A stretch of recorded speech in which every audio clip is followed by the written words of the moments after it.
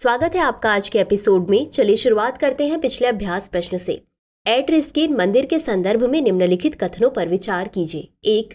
ये मंदिर आमतौर पर आयताकार होते थे और टफेसियस ओपस क्वाड्रेटम नीव यानी वर्गाकार टफ एक नरम ज्वालामुखी चट्टान से बने ठोस आधार पर बनाए गए थे।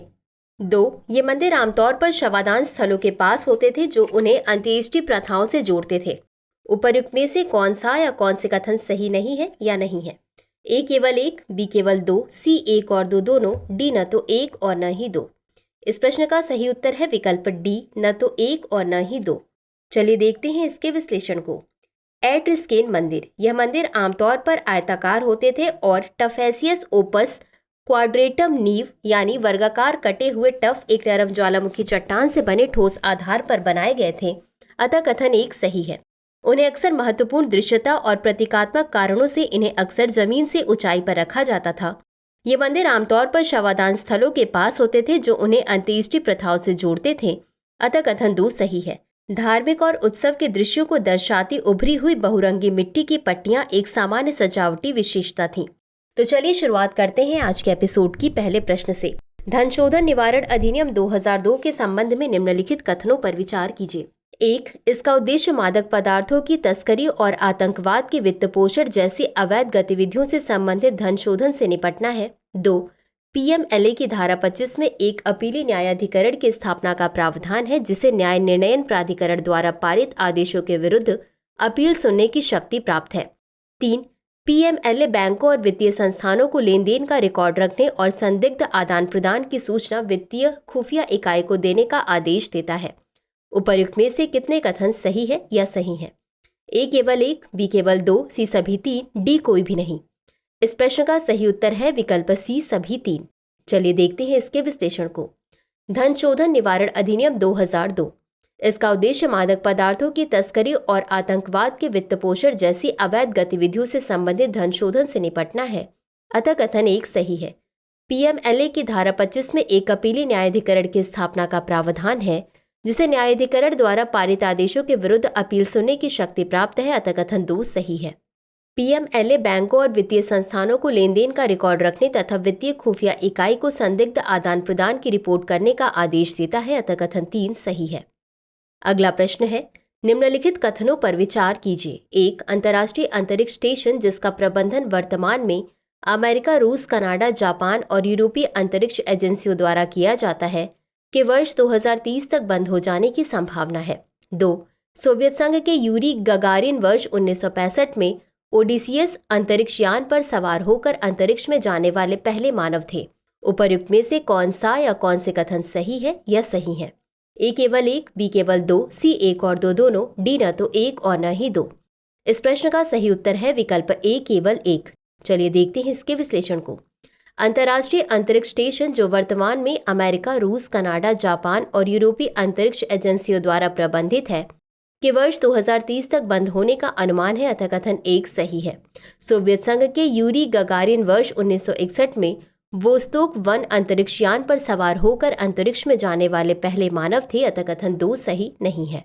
अगला प्रश्न है, निम्नलिखित कथनों पर विचार कीजिए। 1. वक्फ एक अद्वितीय इस्लामी धर्मार्थ निधि है जिसमें चल और अचल संपत्तियां शामिल होती हैं। 2. वक्फ संपत्तियों से प्राप्त सभी लाभ दान के लिए उपयोग किए जाने हैं। 3. समय के साथ संपत्ति लगातार उपयोग के माध्यम से वक्फ बन सकती है जिससे इसका उद्देश्य स्थायी और अपरिवर्तनीय हो जाता है। उपर्युक्त में से कितने कथन सही है या सही है? ए केवल 1, बी केवल 2, सी सभी 3, डी कोई भी नहीं। इस प्रश्न का सही उत्तर है विकल्प सी सभी 3। चलिए देखते हैं इसके विश्लेषण को। वक्फ एक अद्वितीय इस्लामी धर्मार्थ निधि है जिसमें चल और अचल संपत्तियां शामिल होती हैं। अतः कथन 1 सही है। वक्फ संपत्तियों से प्राप्त सभी लाभ दान के लिए उपयोग किए जाने हैं। अतः कथन 2 सही है। समय के साथ संपत्ति लगातार उपयोग के माध्यम से वक्फ बन सकती है जिससे इसका उद्देश्य स्थायी और अपरिवर्तनीय हो जाता है। अतः कथन 3 सही है। अगला प्रश्न है, राष्ट्रीय विज्ञान पुरस्कार के संबंध में निम्नलिखित कथनों पर विचार कीजिए। 1. यह पुरस्कार भारतीय मूल के वैज्ञानिकों, प्रौद्योगिकीविदों और नव प्रवर्तकों की महत्वपूर्ण उपलब्धियों को मान्यता देता है तथा उन्हें प्रोत्साहित करता है। 2. विज्ञान रत्न श्रेणी के पुरस्कारों के तहत विज्ञान और प्रौद्योगिकी के किसी भी क्षेत्र में उनके विशिष्ट योगदान के लिए प्रतिवर्ष 25 व्यक्तियों को पुरस्कार दिए जाते हैं। उपर्युक्त में से कौन सा या कौन से कथन सही है या सही है? ए केवल एक, बी केवल दो, सी एक और दो दोनों, डी न तो एक और न ही दो। इस प्रश्न का सही उत्तर है विकल्प ए केवल एक। चलिए देखते हैं इसके विश्लेषण को। राष्ट्रीय विज्ञान पुरस्कार, यह पुरस्कारों का एक प्रतिष्ठित समूह है जो भारतीय मूल के वैज्ञानिकों, प्रौद्योगिकीविदों और नव प्रवर्तकों की महत्वपूर्ण उपलब्धियों को मान्यता देता है तथा उन्हें प्रोत्साहित करता है। अतः कथन एक सही है। आरवीपी पुरस्कारों की स्थापना गृह मंत्रालय और विज्ञान विभागों के प्रमुखों द्वारा वर्ष 2022 में इस निष्कर्ष पर किए जाने के बाद की गई थी कि व्यक्तिगत वैज्ञानिक विभागों द्वारा बहुत अधिक पुरस्कार दिए जा रहे हैं तथा उन्हें छोटा करके उनके कद को राष्ट्रीय पुरस्कारों के स्तर तक बढ़ाना आवश्यक है। विज्ञानश्री श्रेणी के पुरस्कारों के तहत विज्ञान और प्रौद्योगिकी के किसी भी क्षेत्र में उनके विशिष्ट योगदान के लिए प्रतिवर्ष 25 व्यक्तियों को सम्मानित किया जाता है। अतः कथन दो सही नहीं है। अगला प्रश्न है, निम्नलिखित कथनों पर विचार कीजिए। एक, संविधान ने संसदीय लोकतंत्र की ब्रिटिश प्रणाली को अपनाया है जिसमें संघ और राज्यों के लिए मंत्रिमंडलीय सरकार है। दो, संसदीय लोकतंत्र में सर्वोच्च निर्णय लेने वाला निकाय केंद्र में राष्ट्रपति और राज्य में राज्यपाल की अध्यक्षता में कैबिनेट है। तीन, संघ या राज्य के मंत्रिमंडल के पास किसी भी मामले पर नीति बनाने का अनन्य और अंतिम अधिकार होता है। उपर्युक्त में से कितने कथन सही नहीं है या नहीं है? ए केवल एक, बी केवल दो, सी सभी तीन, डी कोई भी नहीं। इस प्रश्न का सही उत्तर है विकल्प ए केवल एक। चलिए देखते हैं इसके विश्लेषण को। संसदीय लोकतंत्र, संविधान ने संसदीय लोकतंत्र की ब्रिटिश प्रणाली को अपनाया है जिसमें संघ और राज्यों के लिए मंत्रिमंडलीय सरकार का स्वरूप है। अतः कथन एक सही है। सर्वोच्च निर्णय लेने वाला निकाय केंद्र में प्रधानमंत्री और राज्य में मुख्यमंत्री की अध्यक्षता वाली मंत्रिमंडल या कैबिनेट है। अतः कथन दो सही नहीं है। संघ या राज्य के मंत्रिमंडल के पास किसी भी मामले पर नीति बनाने का अनन्य और अंतिम अधिकार होता है। अतः कथन तीन सही है। अगला प्रश्न है, निम्न पर विचार कीजिए। कथन एक, भारत के दक्षिण में स्थित मालदीव अरब सागर तक पहुंचने के मुख्य मार्ग के रूप में हिंद महासागर में रणनीतिक रूप से महत्वपूर्ण है।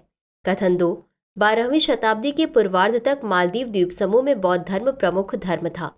उपर्युक्त कथनों के संदर्भ में निम्नलिखित में से कौन सा सही है? ए, कथन एक और कथन दो दोनों सही हैं तथा कथन दो कथन एक की सही व्याख्या है। बी, कथन एक और कथन दो दोनों सही हैं तथा कथन दो कथन एक की सही व्याख्या नहीं है। सी, कथन एक सही है लेकिन कथन दो सही नहीं है। डी, कथन एक सही नहीं है लेकिन कथन दो सही है। इस प्रश्न का सही उत्तर है विकल्प बी। चलिए देखते हैं इसके विश्लेषण को। मालदीव, भारत के दक्षिण में स्थित मालदीव अरब सागर तक पहुंचने के मुख्य मार्ग के रूप में हिंद महासागर में रणनीतिक रूप से महत्वपूर्ण है। अतः कथन एक सही है। 12वीं शताब्दी के पूर्वार्ध तक मालदीव द्वीप समूह में बौद्ध धर्म प्रमुख धर्म था। अतः कथन दो सही है।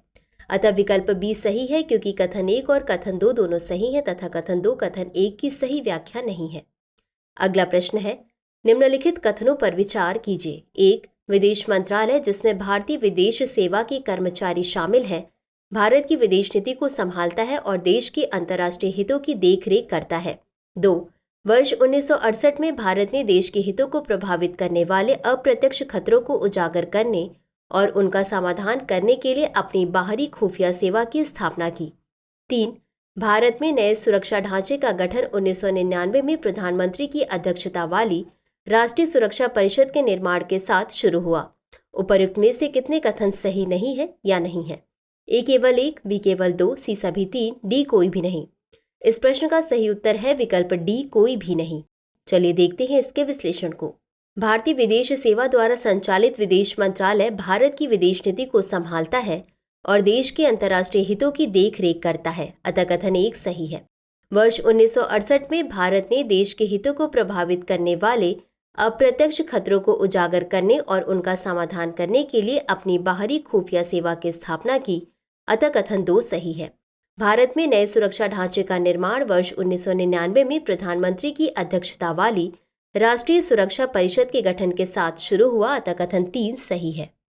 अगला प्रश्न है, प्रवाल भित्तियों के संदर्भ में निम्नलिखित कथनों पर विचार कीजिए। एक, प्रवाल भित्तियां समुद्री पारिस्थितिकी तंत्र हैं। यह मुख्य रूप से कोरल पॉलिप्स से बने होते हैं जो जुंजेथेले एक प्रकाश संश्लेषक के साथ सहजीवी संबंध निर्मित करते हैं।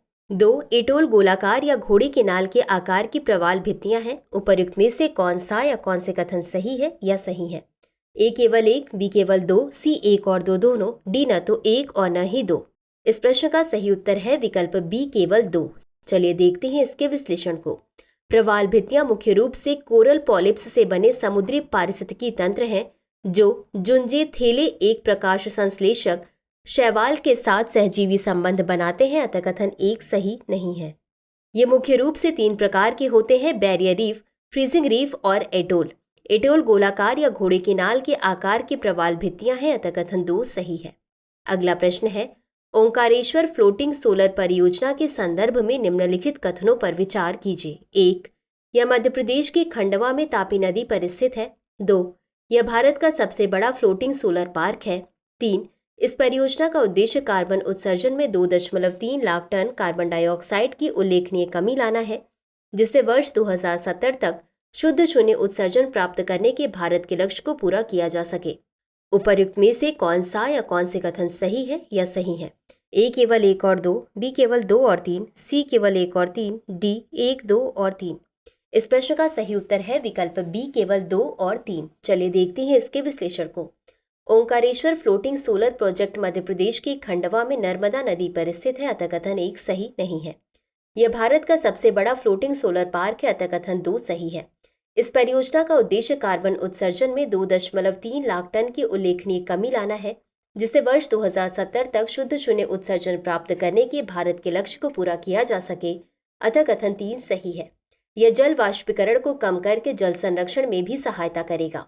अगला प्रश्न है, निम्नलिखित कथनों पर विचार कीजिए। 1, पोंजी स्कीम एक निवेश घोटाला है जो बड़े मुनाफे का भ्रम पैदा करने के लिए बाद के निवेशकों से लिए गए पैसे से शुरुआती निवेशकों को भुगतान किया जाता है। 2, चिटफंड भारत में एक प्रमुख बचत संस्थान है और असंगठित मुद्रा बाजार का एक प्रमुख घटक है। 3, चिटफंड को आरबीआई द्वारा गैर बैंकिंग वित्तीय कंपनियों की परिभाषा में उपशीर्षक विविध और गैर बैंकिंग कंपनी के अंतर्गत शामिल किया गया है। उपर्युक्त में से कितने कथन सही नहीं है या नहीं है? ए केवल 1, बी केवल 2, सी सभी 3, डी कोई भी नहीं। इस प्रश्न का सही उत्तर है विकल्प डी कोई भी नहीं। चलिए देखते हैं इसके विश्लेषण को। पोंजी स्कीम एक निवेश घोटाला है जो बड़े मुनाफे का भ्रम पैदा करने के लिए बाद के निवेशकों से लिए गए पैसे से शुरुआती निवेशकों को भुगतान करता है, अतः कथन 1 सही है। चिटफंड भारत में एक प्रमुख बचत संस्थान है और असंगठित मुद्रा बाजार का एक प्रमुख घटक है, अतः कथन 2 सही है। चिटफंड को आरबीआई द्वारा गैर बैंकिंग वित्तीय कंपनियों की परिभाषा में उपशीर्षक विविध गैर बैंकिंग कंपनी के अंतर्गत शामिल किया गया है, अतः कथन 3 सही है। तो चलिए अंत में देखते हैं आज के अभ्यास प्रश्न को। क्लीबसिएला और ब्रेवुंडियमोनस निम्नलिखित में से किससे संबंधित है? ए, दूषित भोजन या जल के माध्यम से संक्रमण उत्पन्न होना। बी, मिट्टी में कार्बनिक पदार्थों को विघटित करना। सी, जलीय वातावरण में प्रकाश संश्लेषण करना। डी, सिंथेटिक प्लास्टिक अपशिष्ट को तोड़ना। इस प्रश्न का उत्तर कमेंट बॉक्स में जरूर दें। आज के लिए बस इतना ही। धन्यवाद। डियर व्यूअर्स, अपने एग्जाम की तैयारी को और बेहतर करने के लिए हमारे चैनल को लाइक, शेयर और सब्सक्राइब करना न भूलें।